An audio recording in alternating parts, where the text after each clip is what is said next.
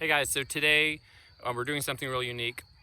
I'm going to introduce you to a friend who's been doing heroic level restoration work of private driveways and kind of critical house access pretty much nonstop since the storm.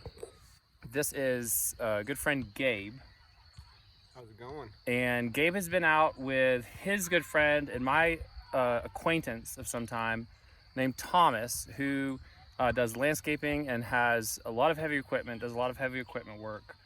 And they've been out for 18 consecutive days, about 24 days between them, running heavy equipment at no cost to folks in a local community here to restore access to their houses. And I'm presenting this to you because I think this will be compelling to some people, especially business owners, maybe heavy equipment business owners, who can kind of understand like what the cost is of running an outfit like that for multiple weeks for free. And I just think is really, really solid work. And what we're going to do today is tell you some of the stories and show you some of the actual work that they're doing. We've brought just a couple things to the channel and said, hey, we really think these are solid things. If you want to donate to something, we really think these are solid. We trust these people. And that's definitely the case for Gabe and Thomas, that I trust them. I know they've been out there doing the work. I've seen the work. I've seen the videos of the work. And what they're hoping to do is continue and push through and finish some of these private infrastructure projects, not billing these people who are just hammered by the storm. And so what we're going to do today is give you the opportunity, if you want to look in the video description, there's more info in their GoFundMe. They have a modest goal to just keep themselves running and finish out some of these projects. We're also going to tell you some of the stories. I'm going to have Gabe tell you some of the stories. We're going to show you some of the video of the work that they've been doing in just this area that got hammered east of Asheville. Basically, going into this storm, my buddy Thomas had damage at his own house and decided that he just had to go help. And he left his dump trucks with trees on them and loaded up his excavator and started riding out. And after 4 or 5 days of him doing that, he was exhausted, and I decided I needed to at least jump in the truck and try to do what I could do to help him. Was really my motivation to get out there. And once I was out there, we really decided that it was necessary to be there and just keep going. And thankfully he exhausted his funds pretty close to by the time I jumped in, and we were able to bring in an organization almost immediately. They got here and funded us for a week. And so we decided to dive deep into the disaster zone and get a little farther out into the mountains and try to help the folks that were still trapped. The road damage here is, on the right is actually the road gone, and on the left you can see the dirt. People were just making a road through that field, and we got to this point and we're like, okay, this is absolutely disaster zone. So we stopped and we didn't know what to do, but ATV came rolling up. We flagged him down. He led us right to a road called Rush Creek. And the road used to go here. They had put in a bridge from debris from the house just so that they could get out of the neighborhood. This is what the road looked like when we pulled up with the excavator. Thomas could see right away that he could use all the material piled up to forge a wet bridge across this river. They were using a ladder to get down, and they had to hike up this road. There's like 20 houses up there in a couple miles, and it's rough country.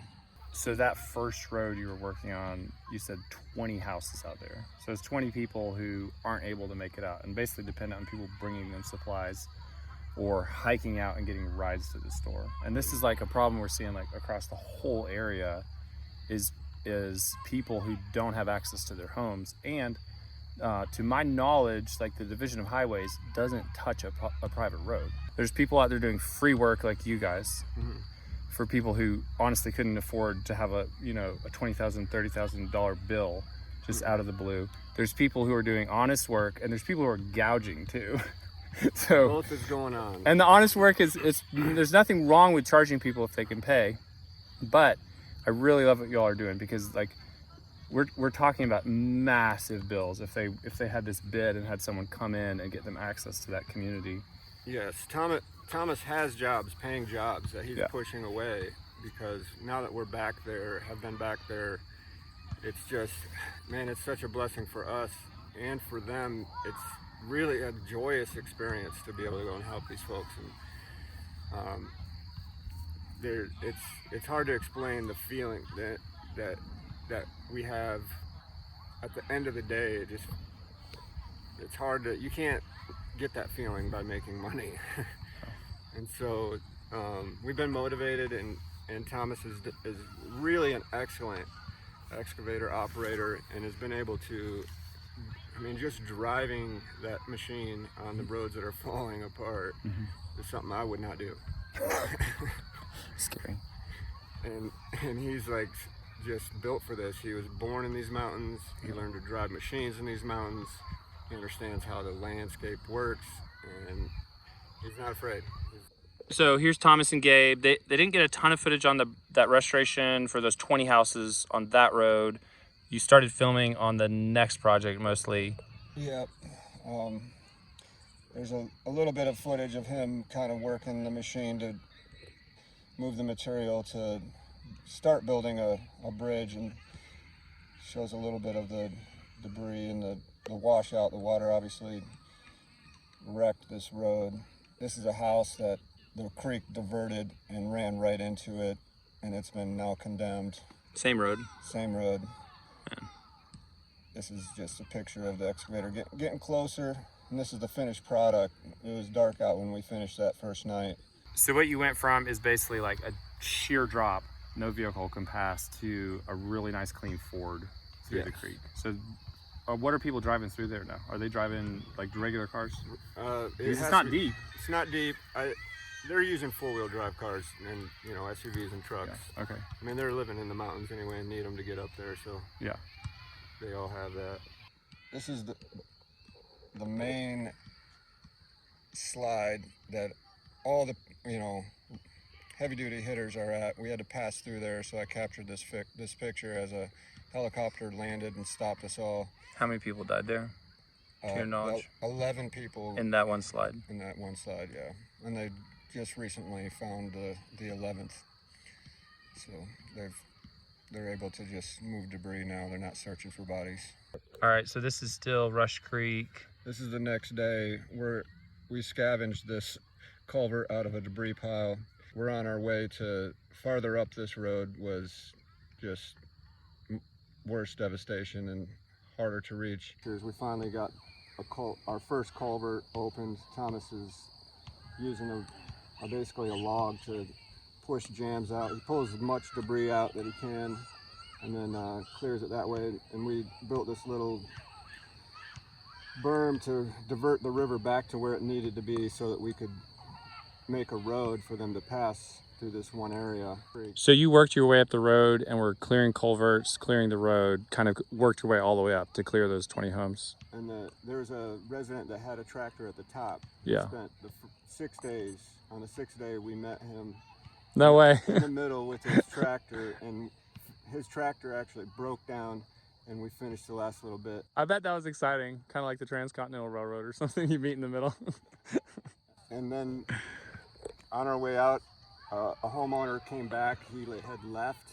Yeah. And he was driving in for the first time, and he handed us a beer, and that was our payment, and we rode out. And farther down the road, the fire department came rushing in, saw what we had done. There was an old man up there that needed assistance. Yeah. And they were able to drive up to him for the first time.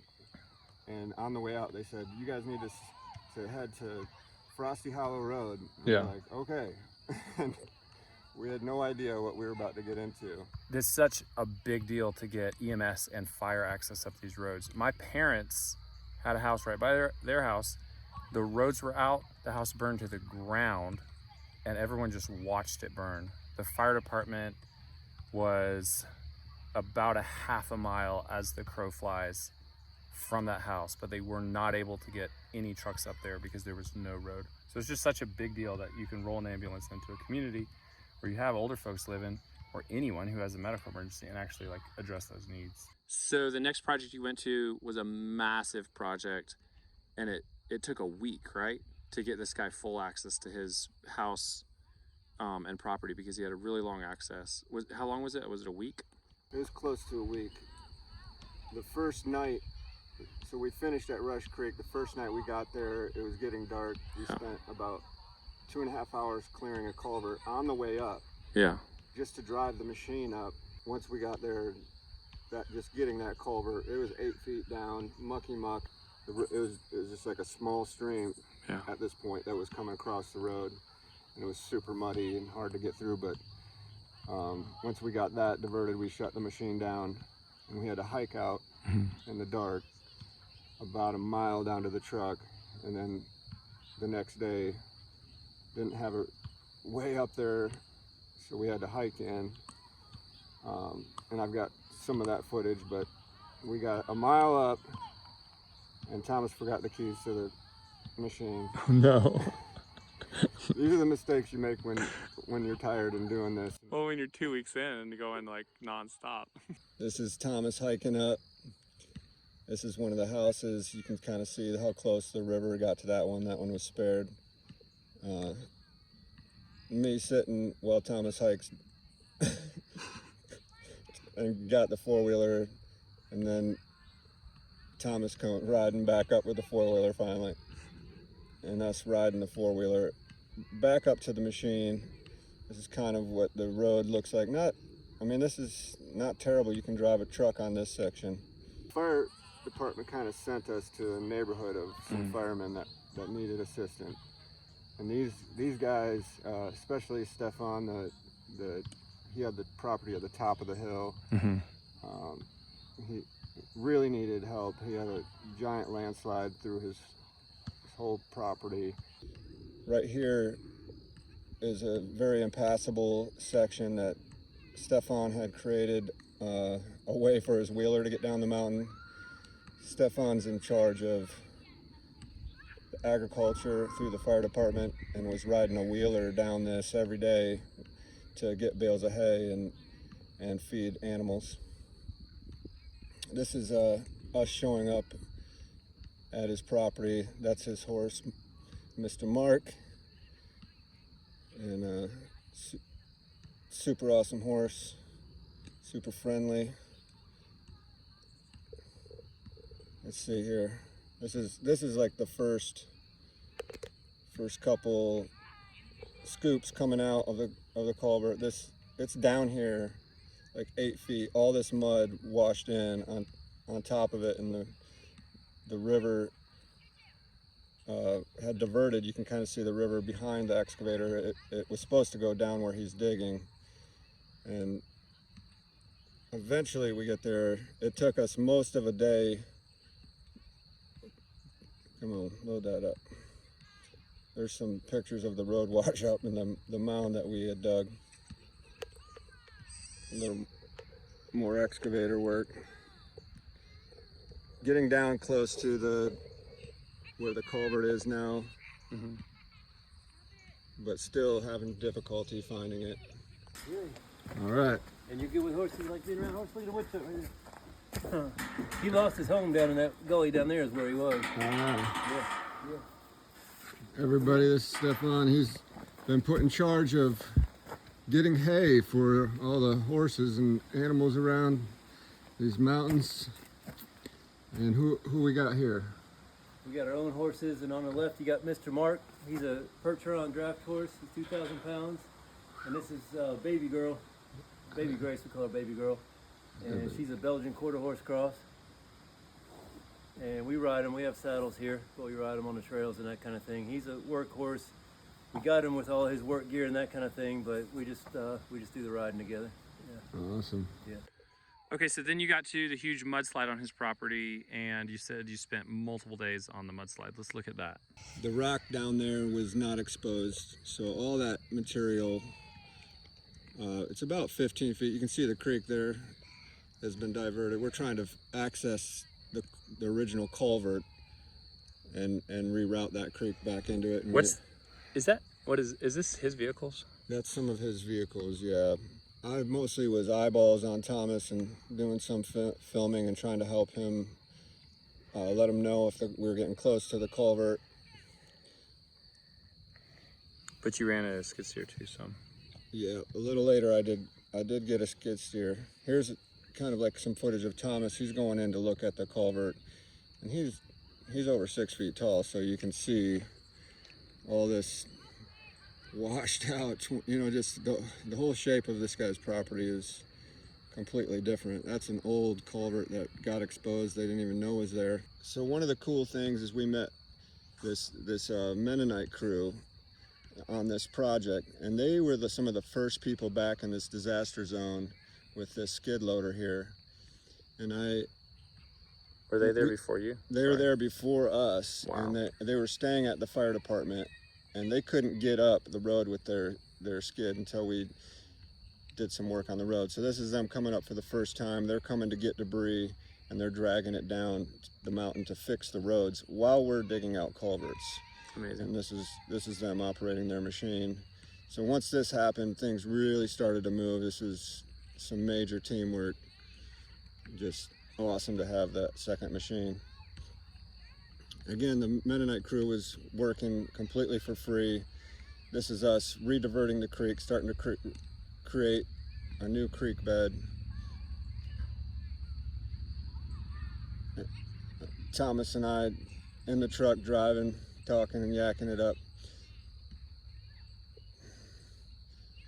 Lots of chainsaw work. We found a lost dog, called that number, so this is the major debris field that we came up to on the top of the property. This is the third day at Stefan's place. Wow. And this is on the road. This is his driveway. So the major landslide came down from up here and stopped on his road. This is footage of Thomas and I working together. The skid steer's working down low still, repairing roads and trying to make it up to this point. Working his way up to us, and I'm bucking up the trees as Thomas is kind of digging the first bits of mud, and then he's picking up the trees and moving them with the excavator. So this is Stefan. He's in charge of agriculture. He has now been able to use his truck to go get hay instead of his four-wheeler because we cleared the road.